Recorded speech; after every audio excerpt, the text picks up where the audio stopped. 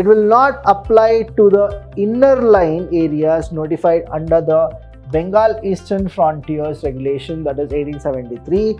Light and air to exist in the world similarly to subsets in the society, a person needs citizenship. Whenever the parliament, the Lok Sabha, the Rajya Sabha, they go with, it is called bill.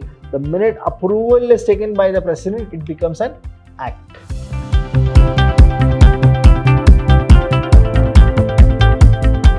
Hello everybody, a warm welcome to one and all. I'm Vidhyaashram from the Department of Commerce and Management in Vidhyaashram First Grade College, the Temple of Excellence. Welcome to this session. Now here we're going to learn something more about the constitutional institutions and citizens' role. So let's understand what exactly we have. The introduction to citizens, when we go with it, who are the people called citizens? First is a big question, right? A citizen of a country. What is the real meaning of the citizens? Now, please do understand, it's always a question to everybody. Will I be called as a citizen of India only after I attain the age of 18? Or the minute I'm born in India, am I a citizen of that country called India? So many of us always have a dilemma saying that, say example, my dad and my mom, they are Indians, but they are in Finland and I am born in Finland. So am I a citizen of India or am I a citizen of Finland? So all these questions I'm going to clarify you here in this session. So please do watch this session completely.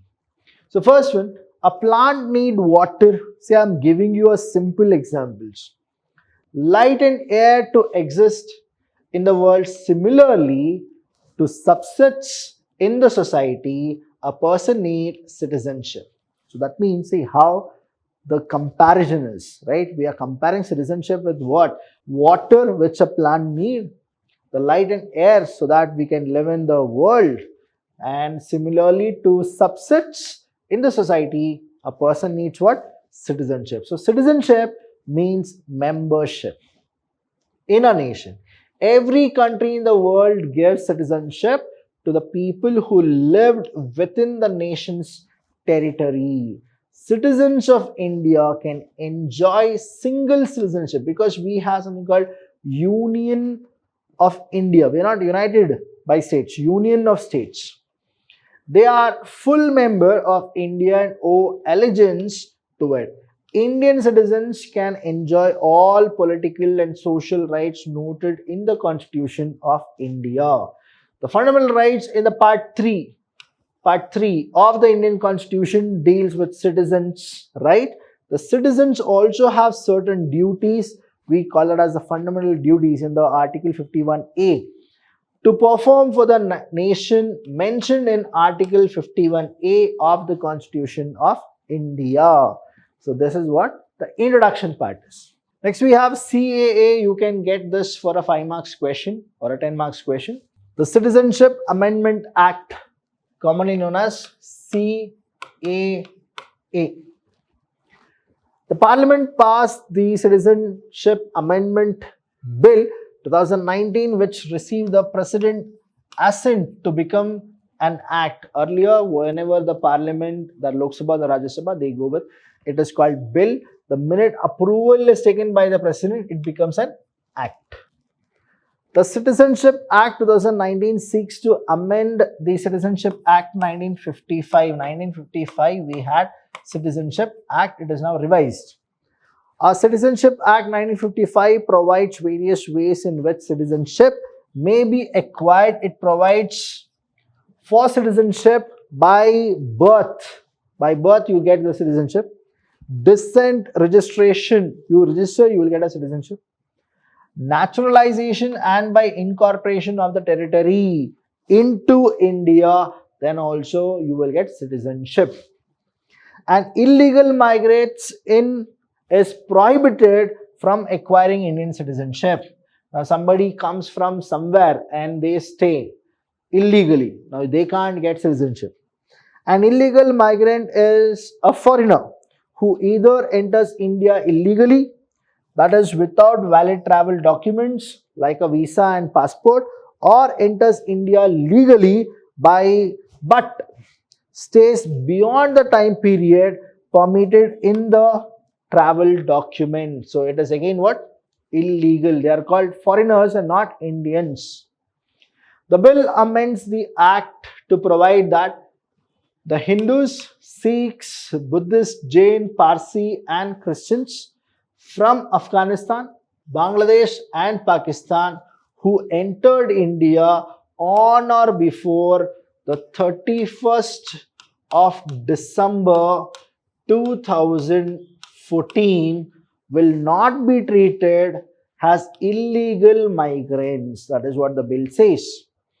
In order to get this benefit, they must have also been exempted from the Foreigners Act 1946 and by the passport entry into the India Act 1920 by the central government. Next is the 1920 Act, which mandates foreigners to carry passport, while the 1946 Act regulates the entry and departure of foreigners in India, is also spoken in CAA.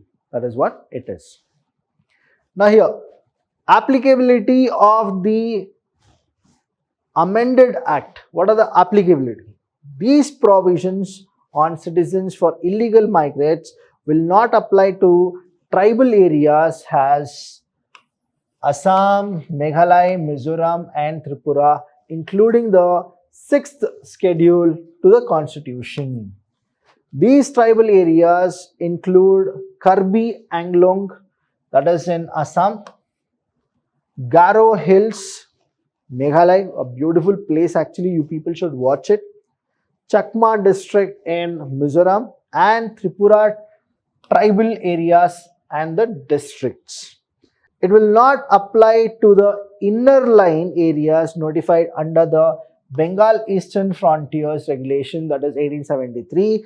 In these areas, visits by Indians are regulated through the inner line permits.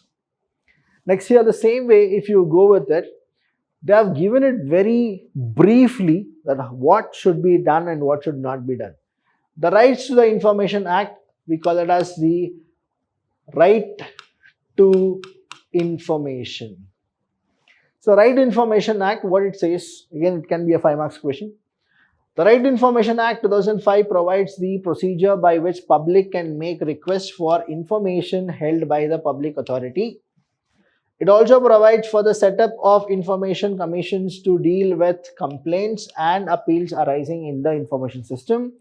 The Act provides for the openness of the government and the governmental activities and to publish regular information. Any information you want from the government should give. That is what the RTI Act is very famous of, 2005, if you go with it. But after the 2019 onwards, if you go with it, any application given on the basis of RTI, majority is being rejected is what the media says, but we need to understand why media is saying that. So that is a big question, right?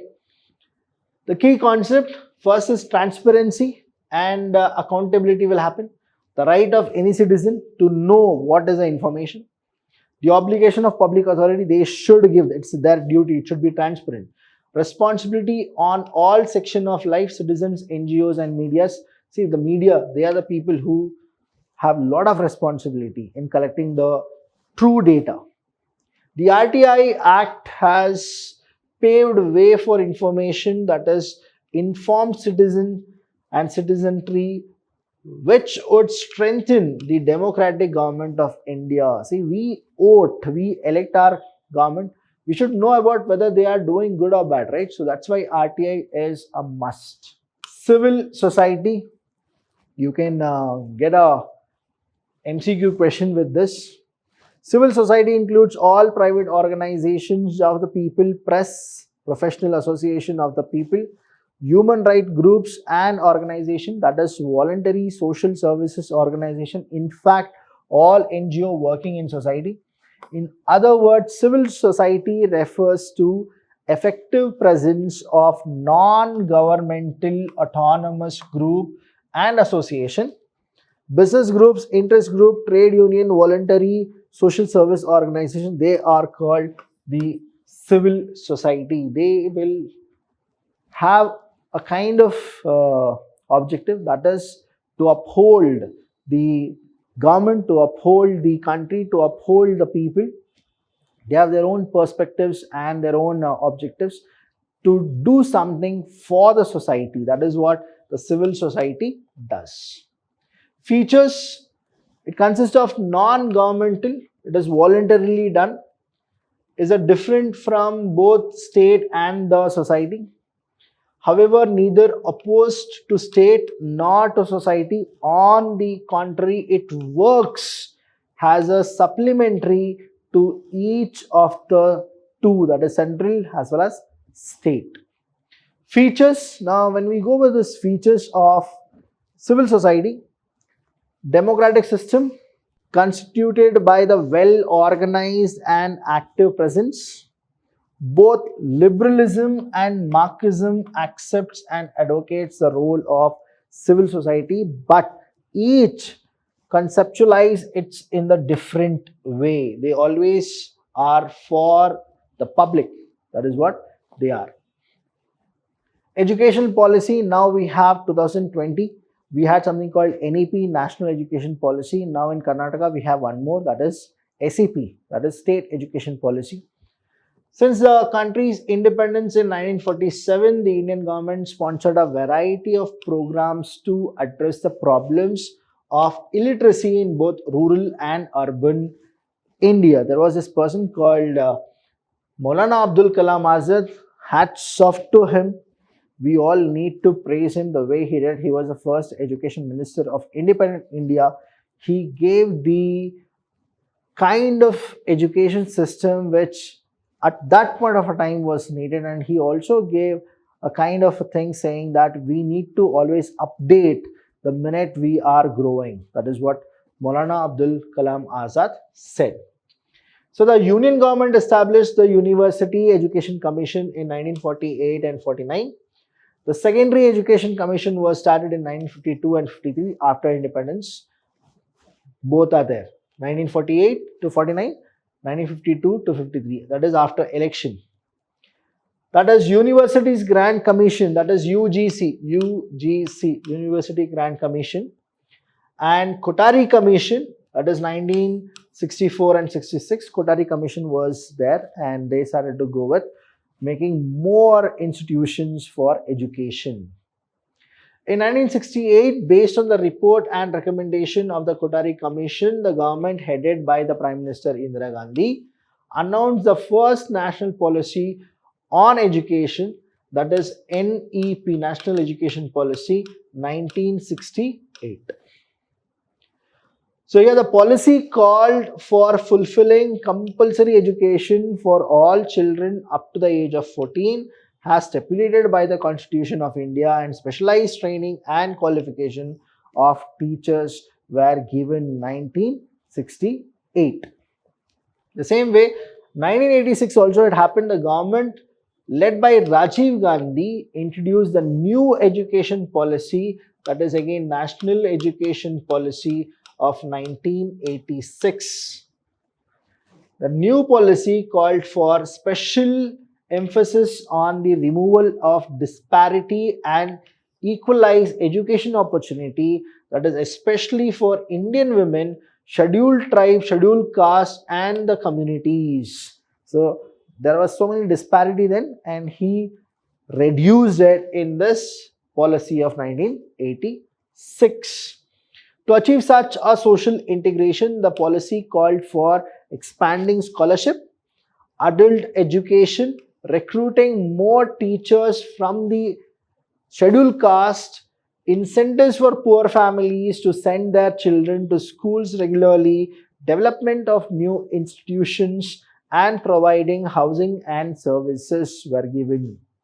Next is 2020, which is the latest one. Now that is National Education Policy 2020. You can go and check in the Google saying that Abhilash Chandra NEP 2020. I have written article regarding the same. Please do check that.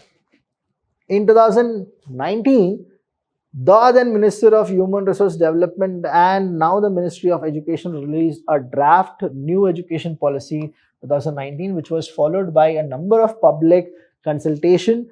It also talks about a revision of the curriculum and pedagogical structure from 10+2 system to a 5+3+3+4 system, designed in an effort to optimize learning for students based on cognitive development of children.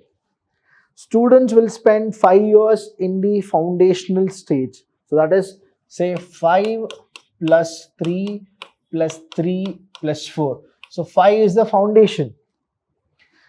3 years under the preparatory stage, that is a 3-year preparatory stage. Now foundation stage. 3 years of learning in the middle stage. This is the middle stage, plus. And finally 4 years in the secondary stage, plus secondary stage. Now what will happen is, it's a complete impact will happen to that child if he or she continues with 5 plus 3 plus 3 plus 4. That is the NEP of 2020.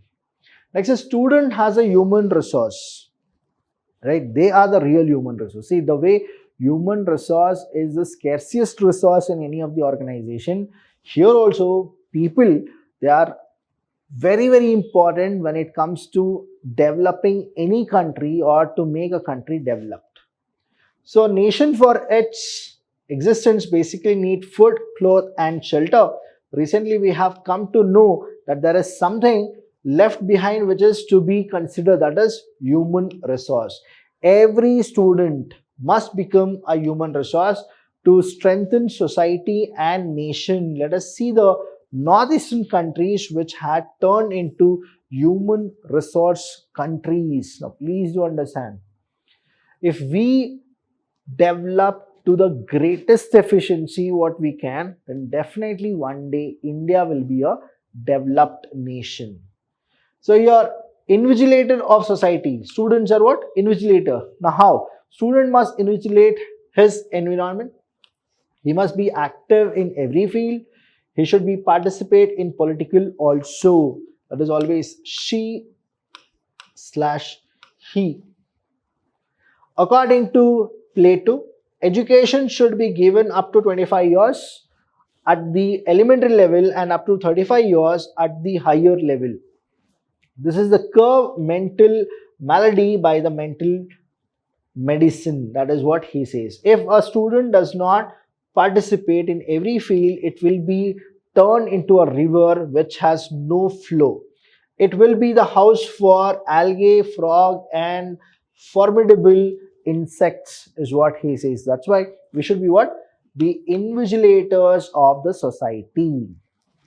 Next here we have student has a man of erudition. Now student, they should have a standard, right? Should get erudition through discipline. He should be helpful to the nation. He is one who can learn, challenge and achieve. A student must be a man of action rather than a dreamer. A student is a young soldier who safeguards his nation. That is what he should be. He should be holistically developed. Student has selfless person. He should not just think about himself. He should think about the nation. A nation becomes corrupted because of selfishness. There is no justice without graft. This should be revoked. For every innovation, real person behind it should be honored. A student must be selfless and teach and lead other students. This form of group which can lead to a better society, which gives the best nation. See, once a person who is corrupt was a student, no? So when he was a student, if he would have been a selfless person, he will not take that corrupted money. So any doubt regarding these sessions, please do call us. We are always there to help you. Thank you so much. I'll see you when I see you. Thank you.